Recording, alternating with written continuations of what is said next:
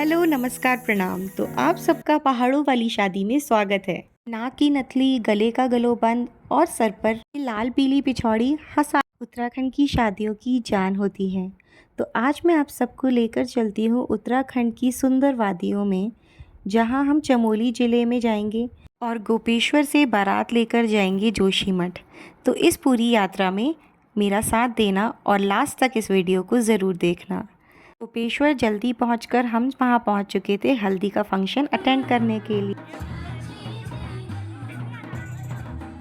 गढ़वाल और कुमाऊं में हल्दी का फंक्शन बहुत अलग तरीके से मनाया जाता है। जैसा आप यहाँ पे देखेंगे कि गढ़वाली शादियों में घड़े में पानी रखकर दूल्हे को बाद में इसी पानी से नहलाया जाएगा और यहाँ पर चारों तरफ सारे लोग बैठकर दूल्हे के आने का इंतज़ार कर रहे थे।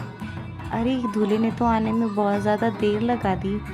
देखिए सब लोग यहाँ पर कैसे वेट कर रहे हैं। गांव घरों में ना लोगों को चोरी का डर नहीं होता, इसीलिए सारी लेडीज़ ने यहाँ पर भर भर के ज्वेलरीज पहनी है। शहर में तो हम इतनी ज्वेलरीज कभी पहनने के बारे में सोच भी नहीं सकते।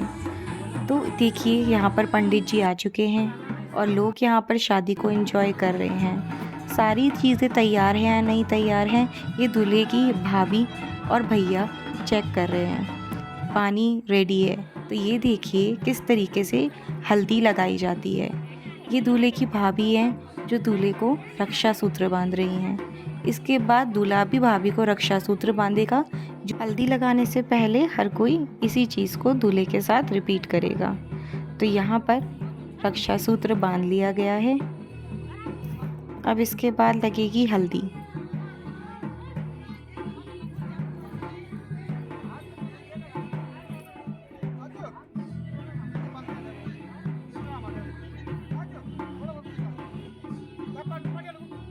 ये देखिए कैसे हल्दी को पैरों पर, घुटनों पे, कंधे पर और उसके बाद सर पे लगाया जाता है। मुझे कमेंट सेक्शन में ज़रूर बताना, क्या आपने कभी इस तरीके से हल्दी की रस्म होते हुए देखी है। इसमें सिर्फ हल्दी नहीं, दूल्हे को साथ साथ और भी अलग अलग तरीके की चीज़ें लगाई जाती हैं। ये हुई हल्दी की रस्म और इसके बाद सारी लेडीज़ तैयार हुई महिला संगीत के लिए। माता की भजन कीर्तन करने के बाद यहाँ अब लेडीज संगीत हो रहा है, जिसमें एक एक करके। गुड मॉर्निंग फ्रेंड्स, तो ये है अगला दिन। आज बारात लेकर हम लोग जोशीमठ जाने वाले हैं और सुबह सुबह उठने के बाद सब लोग नहा धो के फ्रेश हो जाते हैं जल्दी। और अभी हम लोगों को बहुत ज़्यादा भूख लग रही थी, तो मुझसे तो रुका नहीं गया, तो मैं वहीं आ गई देखने के लिए जहाँ पर खाना बन रहा था। ये देखिए आपने क्या इस तरीके से कभी भी देखा है कि गांव के लोग ही आके खाना बना रहे हैं, शादी में काम कर रहे हैं। क्योंकि जो शादी है ना, वो सिर्फ एक परिवार की शादी नहीं है, बल्कि पूरे गांव की शादी है। सारे लोग साथ में आकर मिलकर एक दूसरे की हेल्प से खाना बना रहे हैं। देखिए, तो उस दिन सुबह बने थे छोले भटूरे। यहाँ पर भटूरे बन रहे हैं और क्योंकि सारे लोग भटूरे नहीं खा पाते, इसलिए कुछ लोगों के लिए यहाँ पर रोटियाँ भी तैयार हो रही हैं। नाश्ता करने के बाद सब लोगों ने थोड़ी देर आराम किया और उसके बाद सब चले गए रेडी होने के लिए। ये देखिए बारात निकल चुकी है और मेरे को थोड़ा मोशन सिकनेस हो जाती है, तो मैं गाड़ी में ही लेट जाती हूँ। बट बीच में जब मैं वहाँ पहुँचने वाले थे जोशीमठ, तो मैं उठ गई थी और इस टाइम पर जो बाहर व्यू था, दैट वाज सो एक्सप्लेंडेड। बर्फ़ से ढके हुए ये पहाड़, जहाँ एक तरफ इतनी ज़्यादा शहरों में गर्मी है और यहाँ तो लग ही नहीं रहा था कि जैसे ये गर्मियों का मौसम है। जोशीमठ उत्तराखंड की सबसे ज़्यादा सुंदर जगहों में से एक है। इस रास्ते पर हमें बीच में हनुमान शिला नज़र आई थी, जो कि हनुमान जी के दर्शन देती है। एक शिला में पूरी की पूरे हनुमान के मुख की आकृति बनी हुई थी। तो आप लोग भी जब जोशीमठ आएंगे तो आपको वह हनुमान आकृति ज़रूर देखनी चाहिए। इसके बाद इसी व्यू को एंजॉय करते करते हम लोग वहाँ पहुँच गए थे जहाँ पर शादी थी। तो ये देखिए हम लोग रेडी हैं शादी में जाने के लिए।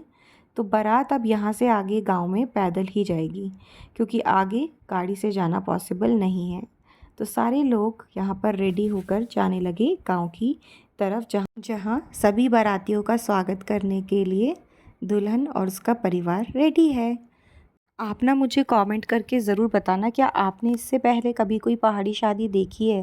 क्योंकि मैं तो ऑनेस्टली आप सबको बता रही हूँ, ये मेरी पहली पहाड़ी शादी है जो मैंने कंप्लीट होते हुए देखी है किसी और की। क्योंकि मेरी खुद की शादी भी पहाड़ों पे ही हुई थी and I really really enjoyed it. And मेरी शादी खुद की मई में हुई थी और यहाँ तो उस समय दिल्ली में बहुत गर्मी थी, बट पहाड़ों पर उस समय भी मौसम अच्छा था। तो ये देखिए सारे लोग जा रहे हैं घर की तरफ। इतना सुंदर गाँव था ये, बहुत ज़्यादा। उत्तराखंड आए और जोशीमठ नहीं देखा तो समझ लीजिए आपने उत्तराखंड को जाना ही नहीं। यहाँ पर देखिए कैसे हिमालय की शरण में दोनों दूल्हा दुल्हन एक दूसरे के साथ 7 फेरे लेकर 7 जन्मों का वादा कर रहे हैं। मैंने ना ये रस्म पहले नहीं देखी थी कि अग्नि के साथ साथ केले के पेड़ की भी परिक्रमा करते हैं दूल्हा दुल्हन 7 फेरे लेते समय। क्योंकि जो केले का पेड़ है, आई थिंक यहाँ पर ये विष्णु जी को दिखा रहा है जिनको साक्षी मानकर ये लोग शादी कर रहे हैं। तो ये रस्म मैंने पहली बार देखी थी। मेरा ध्यान गया यहाँ पर उगे हुए जौ पर। क्या आप लोग जौ के बारे में ये फैक्ट जानते हैं कि ये मनुष्य द्वारा उगाई जाने वाली सबसे पुरानी फसलों में से एक है। इवन ऋग्वेदा में भी इसका बहुत बार डिस्क्रिप्शन मिलता है। तो हम ऋग्वेद में इसकी बार बार जो डिस्क्रिप्शन मिलती है उससे हमें पता चलता है कि ये कितनी ज़्यादा इम्पॉर्टेंट फसल रही होगी उस टाइम के लोगों के लिए। और यहाँ पर ये इतना उगा हुआ था इस टाइम पर, आई थिंक इसका सीज़न यही होगा। तो इसी की वजह से यहाँ पर हर जगह मुझे जौ ही जौ दिख रहा था। ये कपड़ों में भी चिपक जाता है। इसके बाद शादी संपन्न हुई और दूल्हा दुल्हन अपने घर जाने के लिए रेडी थे। तो ये थी मेरी उत्तराखंड की शादी।